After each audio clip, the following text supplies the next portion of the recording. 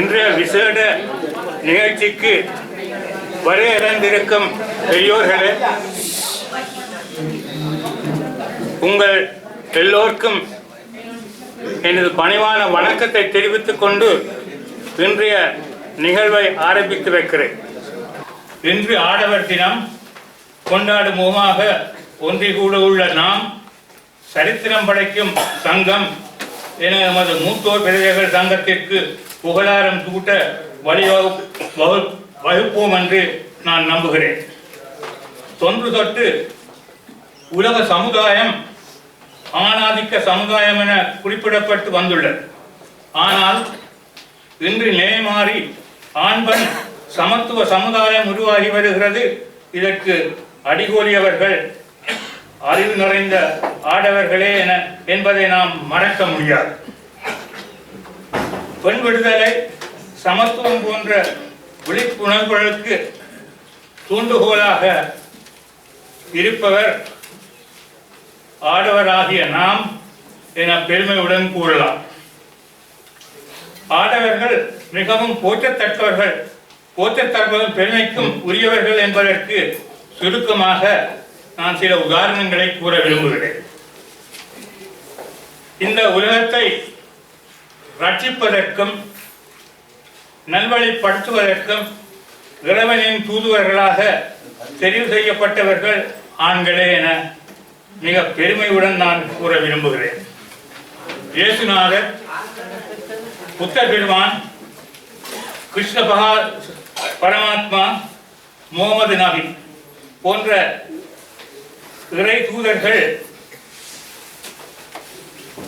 இவ்வழியில் அவதரித்து இப்பூமியில் அவதரித்து மக்களை நல்வழிப்படுத்தவே அரும்பாடுபட்டார்கள் என்பதை அனைவரும் ஏற்றுக்கொள்வீர்கள். உலக பெரும் சிந்தனையாளராக வழங்கிய சோக்ரட்டிஸ், பிளேட்டோ, ரூசோ போன்றவர்கள் அரசியல், சமூக, பொருளாதார ரீதியில் முன்னேற்றமான மலர்ச்சியை ஏற்படுத்தினார்கள். அது மட்டுமா, யாமறிந்த புலவர்களில் கம்பர், வள்ளுவர், இளங்கோ போன்றவர்கள் தமது புலமையினால் மக்களுக்கு வழிகாட்டிய ஆண் மக்களில் சிலர். அத்துடன் கொடைக்கு ஒரு கர்ணன், வீரத்துக்கு ஒரு வீரபாண்டிய கட்டபொம்மன், காதலுக்கு ஒரு ஷாஜகான், கர்நாடக சங்கீதத்தின் மும்மூர்த்திகள் என்று ஆண்களின் பெருமை உயர்ந்து கொண்டே போகிறது. 20ஆம் நூற்றாண்டில் எம்மிடையே தோன்றிய மகாகவி சுப்பிரமணிய பாரதியார், மகாத்மா காந்தி போன்றவர்களை நாம் பெருமையுடன் நினைவு கூற கடமைப்பட்டுள்ளோம். இன்று எமது சங்கத்தின் ஆண் அங்கத்தவர்கள் தமது திறமைகளினால் உங்களை மகிழ்க்க காத்திருக்கிறார்கள். அதனை நீங்கள் கண்டு கழித்து மகிழ வேண்டும் என்று அன்புடன் நான் வேண்டிக் கொள்கிறேன்.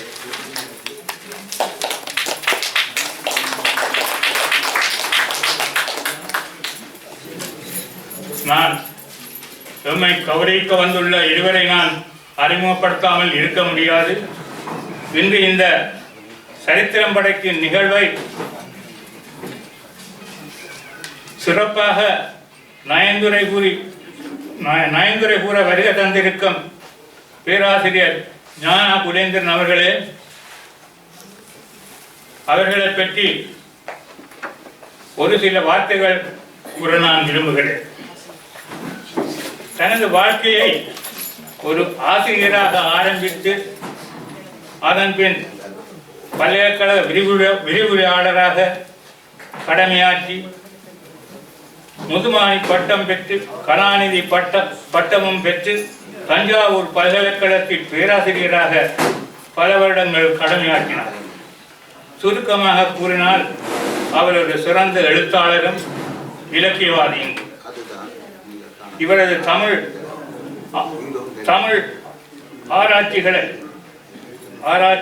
ஆராய்ச்சியின் சிறப்பினால் பல விருதுகள் பெற்றுள்ளார். நமது சங்கத்திற்கு அவர் புதியவர் அல்ல.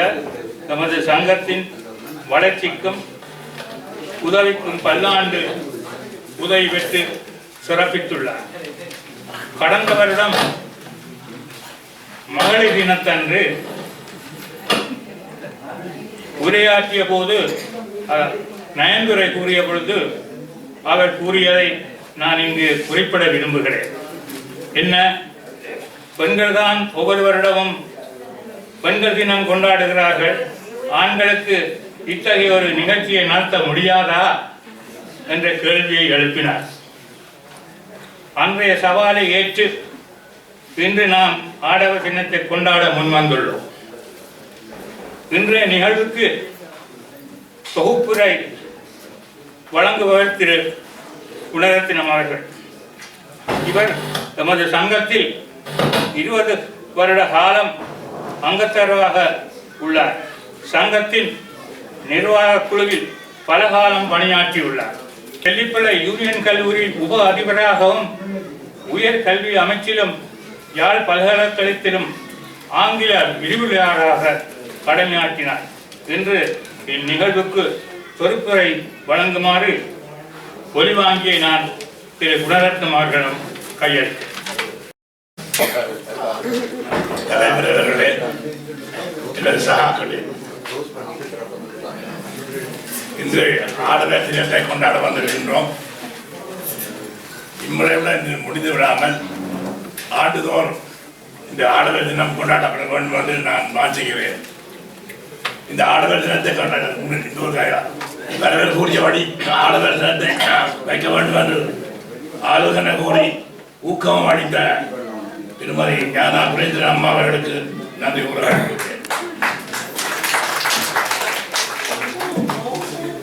ஆடவர் தினம் இன்று நடப்பது ஆடவர் தினமாக இருந்தால் அடுத்து வர வேண்டியது அறிவியல் தினம் என்று நான் கூறுவேன். அதற்கு நான் காரணம் கூட சொல்கிறேன். 45 வருடங்களுக்கு முன்னர் மட்டக்களப்பில் கடமையாற்றும் வாய்ப்பு கிடைத்தது. அங்கே ஒரு பெரியாரை சந்தித்தேன்.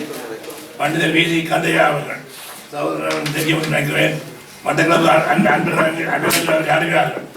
அவருடைய மனைவியாரும் பண்டிதர். என்னை சந்தித்த போது முதலாவது அவர் கேட்ட தம்பி நீங்கள் யாழ்ப்பாணமா? ஆமையா, இப்பான் வந்து சேர்ந்திருக்கிறோம், கொண்டு வந்திருக்கிறோம், பல காரியங்களை உரையாடுங்க. கடைசியாக ஒரு கட்டத்தில் சொன்னார், தம்பி எங்கள் ஊரிலே ஆடவர் தோழலுங்கா அறிவியர் நாவலுங்கா. புரியவில்லை ஐயா, என்ன தின்னு விளக்கை கூற முடியுமோன்னு கேட்டேன். அவர் சொன்னார், பாரமான காரியம் இல்லாதேன் ஆடவன் தந்த தோழலை உருவாக்குகிறார். அது மாத்திரமல்ல, தானே தனியாக சுமக்காமல் பகிர்ந்து கொள்கிறான். முன்பக்கத்தில் சடி, பின்பக்கத்தில் ஒரு சடியில முன்னுக்கு ஒரு பின்னுக்கு ஒரு தாங்கி நடுவிலே பொருளை தூங்க விட்டு தருவார்கள். அது மாத்திரமல்ல, மீனவர்களும் அதிகப்படியான மீன் கிடைத்த போதும் இந்த விதமாக கட்டி தூக்கி முன்னுக்கு ஒரு வரை பின்னுக்கு ஒரு வரமாக கொண்டு வருகிறார்கள். அதனாலே தான் சொன்னேன், ஆடுகள் தோழிருக்கான் அறிவியல் நாவலின் ஐயா ஊர் அதன் கருத்து என்னென்று கேட்டேன். அவர் சொன்னார், என்னுடைய பெண்கள் நல்ல இனிமையாக பேசுவார்கள், ஒவ்வொரு சொல்லும் காக வைப்பார்கள். வாங்க, இருங்க, வேன் அப்படி போகணுங்க, சாப்பிட்டு போங்க, நீ எப்போ வருவீங்க, அப்படி இப்படி காட்டு சொல்லி மயக்கமான சொற்களை பாவிப்பார்கள். அதனாலே பல மாணவர்கள் பையன்கள் இங்கே தங்கிடுவார்கள். அப்ப நாட்டில் எனக்கு அந்த கட்டம் தராதீங்க, நான் மனைவியோட வந்திருக்க அப்படின்னா அந்த கடன் எனக்கு வர மாட்டேன். அதனாலே அதை பற்றி விட்டுருவோம். நீ சற்று விளக்கி கூறு கண்டதை பற்றி அவர் சொன்னார். அதாவது முடிச்சுமையை குடும்பத்தின் முடிச்சுமையை சுமப்பவன் ஆடவன் தான். ஆனால் பெண்கள் என்ன செய்கிறார்கள், வீட்டிலே இருந்து கதை தான், கருப்பம் இல்லை. அதெல்லாம் ஏற்றுக்கொள்ள முடியாது. எங்கள் பெண்கள் எவ்வளவு வலுவர்கள் என்பதை நாங்கள் கண்டார கண்டோம். அவருடைய வலிமைகள் எல்லாரையும் அடைந்தோம். இப்போது ஸ்பேஸ் லெவல் பைலட்டிங் எல்லா காரியங்களையும் பண்ணிருக்கிறார்கள். அதனாலே அவர்களை குறைவோடு நாங்கள் முடியாது. அவருடைய கூட்டம் நான் ஏற்றுக்கொள்ளவில்லை. என்ற தான் நான் பற்றி கூறுகிறேன். சரி, விஷயத்துக்கு வருவோம். நிகழ்ச்சிகளை ஆரம்பிப்போம். முதலாவதாக சகோதரன் பி.எம். தேவராஜன் பாட்டு வழங்குவார்.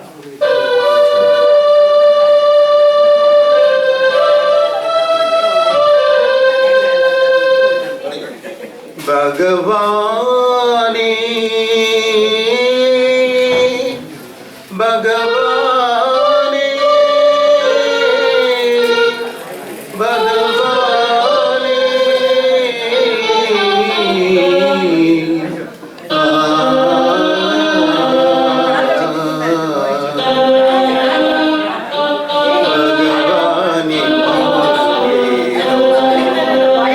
பகவானே மௌனமேனோ இவையாவும் நீதிதானோ பகவானே மௌனமேனோ பரிதாபம் தன்னை கண்டு கருணை இல்லாததேனோ பரிதாபம் தன்னை கண்டு கருணை இல்லாததேனோ பதமலை நாடும் ஏழை பாறையாதிலும் பேதை பதமலை நாடும் ஏழை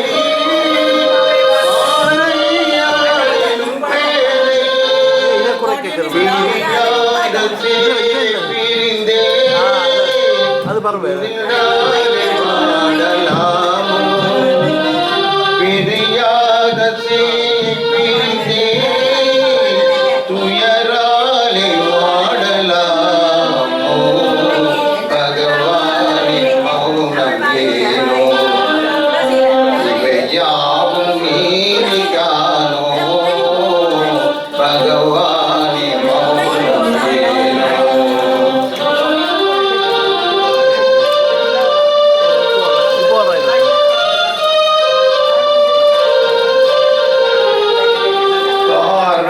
உண்டாக விழியை படைத்தாயன் பாகத்தானே பார்வை உண்டாக விழியை படைத்தாயன் பாகத்தானே பறித்தாய கண்ணின் மணியை இரக்கம் இல்லாமல் வீணே பறித்தாய கண்ணின் மணியை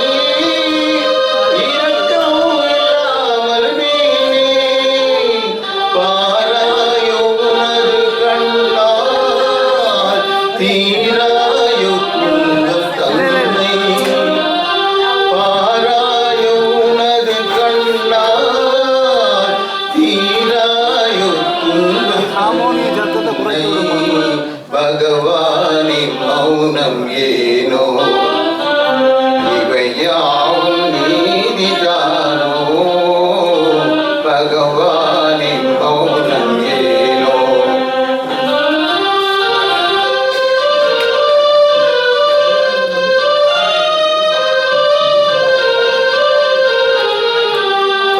காலம் தந்த தேவா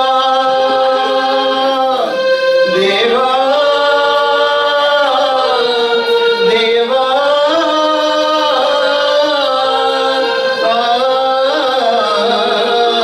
பகல் காலம் தந்த தேவா இரவை படைத்ததேனோ பகல் காலம் தந்த தேவா இரவை படைத்ததேனோ விதி என்னும் மாயை செய்யோ சதி மேலோ ஆழத்தானோ விதி என்னும் மாயை செய்யோ சதி மேலோ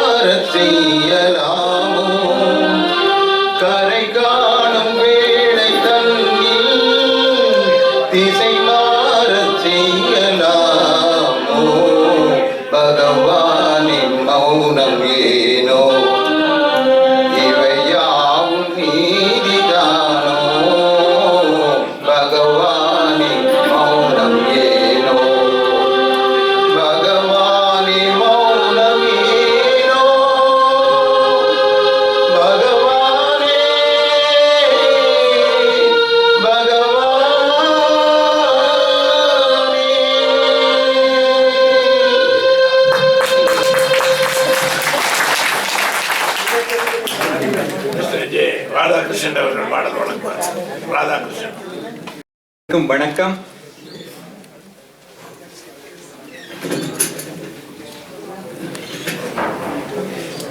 இன்று ஆடவர் தினத்தை நாங்கள் கொண்டாடுகிறோம். இந்த ஆடவர் தினத்திலே ஏற்ற பொருத்தமான பாட்டை எடுக்கலாம் என்று இருக்கிறேன். ஒரு மனிதன் குழந்தை பருவத்தில் குழந்தையாக இருந்து பின் பிள்ளை பருவத்தை கடந்து அதன் பின் வளர்ந்து பிள்ளை பருவத்தில் விளையாட்டு பொருட்களை எல்லாம் எடுத்து விளையாடி பின் வாலிப பருவத்தை அடைகிறான். வாலிப பருவத்திலே ஆண் பிள்ளை என்றால் பெண்களை பார்த்து மனம் ஈர்க்கப்படுகிறது. அப்படி ஈர்க்கப்படும் போது அந்த ஆண்மகன் எப்படி எல்லாம் திண்டாடுகிறான் என்பதை 1957 ஆண்டில் வெளிவந்த மணமகன் தேவை என்ற படத்தில் சந்திரபாபு பாடிய பாட்டை இப்பொழுது பாடலாம் என்று இருக்கிறேன். இந்த பாட்டுக்கு அன்பர்கள் தாளமிட்டு அனுபவிக்கலாம் என்று கேட்டுக்கொள்ள. பம்பர கண்ணாலே காதல் சங்கதி சொன்னாளே, தங்கச்சில்லை போல் மனதை தவிக்க விட்டாளே. பம்பர கண்ணாலே காதல் சங்கதி சொன்னாளே, தங்கச்சில்லை போல் மனதை தவிக்க விட்டாளே. கட்டாணி மத்தழகி காணாத கட்டழகி, கட்டாணி முத்தழகி காணாத கட்டழகி, தொட்டாலும் கை மணக்கும் சிங்காரி, தொட்டாலும் கை மணக்கும் சிங்காரி. கட்டுப்படியாகலே காதல் தரும் வேதனை, கட்டுப்படியாகலே காதல் தரும் வேதனை. தங்கச்சிலை போல் மனதை தவிக்க விட்டாளே. பம்பர கண்ணாலே காதல் சங்கதி சொன்னாளே, தங்கச்சிலை போல் மனதை தவிக்க விட்டாளே. கண்டவுடன் காதலே தொண்டாளின் நீதிலே, பெண்டாட்டியாகிடும் நாள் எப்போது. கண்டவுடன் காதலே கொண்டாளின் நீதிலே, பெண்டாட்டியாகிடும் நாள் எப்போது. பெண்டாட்டியாகிடும் நாள் எப்போது. திண்டாடி தவிக்கிறேன் தினம் தினமும் துடிக்கிறேன், திண்டாடி தவிக்கிறேன் தினம் தினமும் துடிக்கிறேன். தங்கச்சிலை போல் மனதை தவிக்க விட்டாளே. பம்பர கண்ணாலே காதல் சங்கதி சொன்னாளே, தங்கச்சிலை போல் மனதை தவிக்க விட்டாளே. ஆதிரீரா ஆதிரீரா ஆதிரீரா ஆதிரீரா. அன்பர்களே, இப்படி இவன் வாலிப பருவத்தில் இந்த திண்டாட்டத்தை நீங்கள் எல்லோரும் பார்த்தீர்கள். இப்படியான இந்த வாலிபன் கல்யாணம் செய்து குழந்தைகளை பெற்று ஆசைகளை நிறைவேற்ற கஷ்டப்பட்டு எல்லா ஆசைகளையும் நிறைவேற்றினால் இன்பம் அடையலாம் என்று முயன்று கொண்டே இருக்கிறான். முடிவில்லை. ஆசை என்பது என்ன, ஒரு எண்ணெய் நெருப்பும் போல. எண்ணெயை விட விட நெருப்பு எரிந்து கொண்டிருக்கும். இந்த ஆசை தீரவே தீராது. அப்படி கஷ்டப்படும் போது இன்பமும் துன்பமும் மாறி மாறி அவனை அலை கழித்து கொண்டு இருக்கும் பொழுது அவன் அப்பொழுது கடவுளை நாடுகிறான். அப்பொழுது அவன் கடவுளை நினைக்கிறான். அந்த கடவுளை நினைத்து பாடும் பாட்டு 1954 ஆண்டில் வெளிவந்த எதிர்பாராதது என்ற படத்திலே நாகையா பாடும் அற்புதமான ஒரு பாட்டு. அதை இப்பொழுது உங்களுக்கு கொடுக்கலாம் என்று திருமுருகா என்று ஒரு தரம் சொன்னால் உருகுது நெஞ்சம் பெருகுது கண்ணீர் திருமுருகா என்று ஒரு தரம் சொன்னால் உருகுது நெஞ்சம் பெருகுது கண்ணீர் திருமுருகா திருமதியால் உள்ளம் இருண்டிடும் வேளையில் திருமதியால் உள்ளம் இருண்டிடும் வேளையில் அருளொளி வீசும் ஆண்டவன் நீயே அருளொளி வீசும் ஆண்டவன் நீயே திருமுருகா என்று ஒரு தரம் சொன்னால் உருகுது நெஞ்சம் பெருகுது கண்ணீர் திருமுருகா அப்பனும் பிள்ளையும் நீ தானையா அப்பனும் பிள்ளையும் நீ தானையா அடிப்பதும் அணைப்பதும் உன் கை தானையா அடிப்பதும் அணைப்பதும் உன் கை தானையா கற்பனை வாழ்வினில் கதியும் ஏது கற்பனை வாழ்வினில் கதியும் ஏது கருணாநிதியே கதிர்வடி வேலா கருணாநிதியே கதிர்வடி வேலா திருமுருகா என்று ஒரு தரம் சொன்னால் உருகுது நெஞ்சம் பெருகுது கண்ணீர் திருமுருகா திருமுருகா திருமுருகா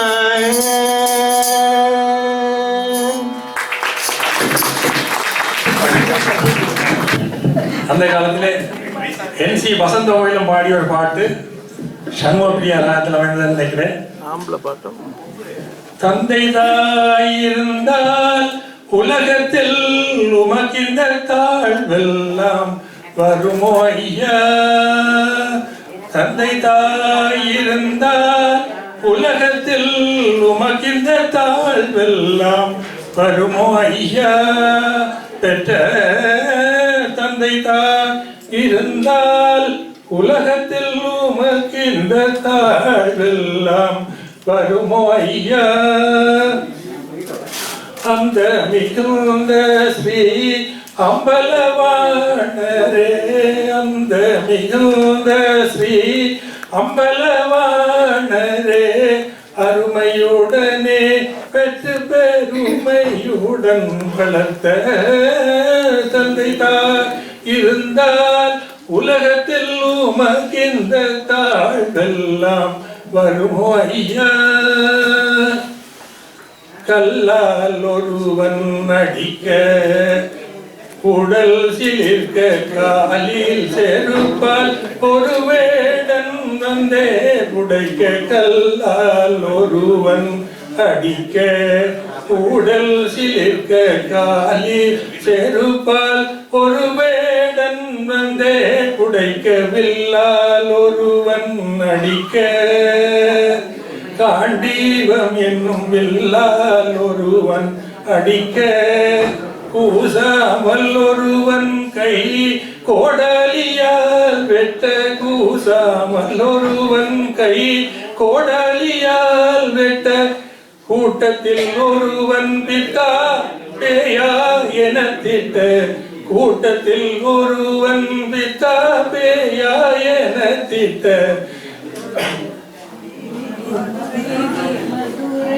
வீசி மதுரை மாறன் பிரம்பால் அடிக்க அந்த வேளை யாரை நினைந்தீரோ ஐயா பெற்ற தந்தை தாய் இருந்தால் உலகத்தில் உமக்கின்ற தாழ்வெல்லாம் வருமோ ஐயா பெற்ற தந்தை தாய் இருந்தால் உலகத்தில் உமக்கிந்த தாழ்வெல்லாம் வருமோ ஐயா.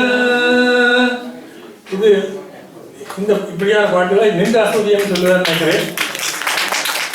ஒரு பாட்டு பசவேல் மாடிய பாட்டு தான். இத்திரையில் வந்து நெஞ்சில் இடம் கொண்ட உத்தமன் யாரோடி தோழி. இத்திரையில் வந்து நெஞ்சில் இடம் கொண்ட உத்தமன் யாரோடி தோழி. நித்திரையில் வந்து நெஞ்சில் இடம் கொண்ட உத்தமன் யாரோடி. கண்ணன் என்றால் அவன் கையினில் குழலில்லை. கண்ணன் என்றால் அவன் கையினில் குழல் இல்லை. கந்தன் என்றால் அவன் கையினில் வேலில்லை. கந்தன் என்றால் அவன் கையினில் வேலில்லை. நித்திரையில் வந்து நெஞ்சில் இடம் கொண்ட உத்தமன் யாரோடி. சித்தம் தடுமாறுதடி அவன் செய்த குறும்பெண்ணை வாட்டுதடி. சித்தம் தடுமாறுதடி அவன் செய்த குறும்பெண்ணை வாட்டுதடி. இத்தனையும் என்று சொல்வதென்றால் மனம் நெஞ்சுதடி அன்று விஞ்சுதடி. இத்தனை இன்பம் நான் கண்டதில்லை. இத்தனை இன்பம் நான் கண்டதில்லை. அதை எண்ணி பார்த்தால் மனம் பின்னமடையுதடி. நித்திரையில் வந்து நெஞ்சில் இடம் கொண்ட உத்தமன் யாரோடி தோழி. நித்திரையில் வந்து நெஞ்சில் இடம் கொண்ட உத்தமன் யாரோடி தோழி. நன்றி, வணக்கம். நன்றி, வணக்கம். நான் எதிர்நீச்சல் படத்தில் ஒரு பிராமண கும்பலையும் மனுஷனும் நெடுக புடுங்குப்பாடு காசு விஷயத்தில் பக்கத்து வீட்டுக்காரி புடவை வாங்கினா வாங்க நகை வாங்கினா உடனே மனுஷி பாடு. ஏன்னா நீங்க அசடா இல்லை சமத்தா?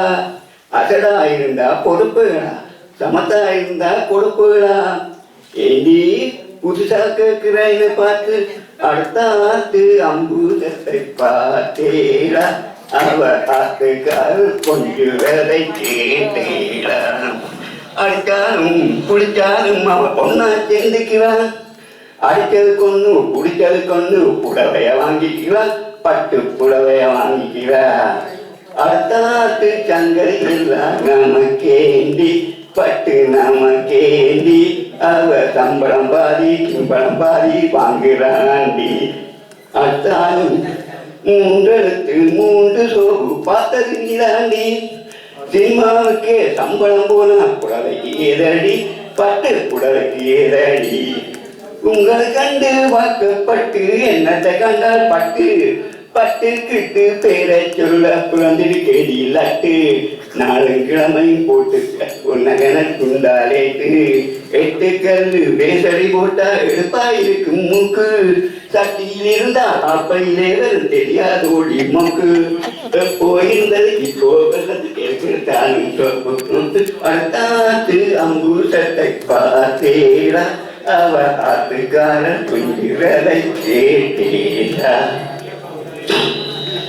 2வது மாதம் 20 படத்துல எம்ஆர்ஆருக்கு 6 பிள்ளைகள்.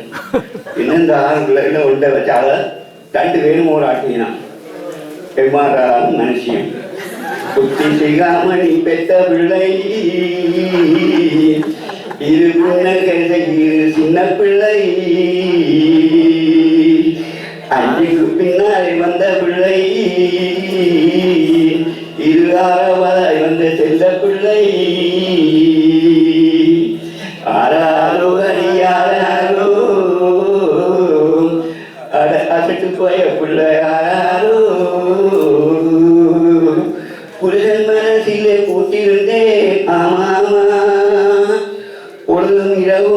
கொண்டிருந்தேன். ஆமாமா, வருடம் ஒரு பிள்ளை பெற்றெடுத்தேன். இப்போ வயது 26 ஆச்சு.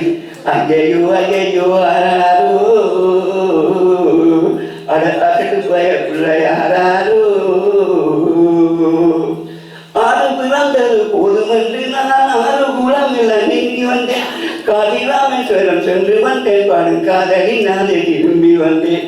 போகாது ஐயா போகாது, எங்கு போனாலும் ஆசை போகாது.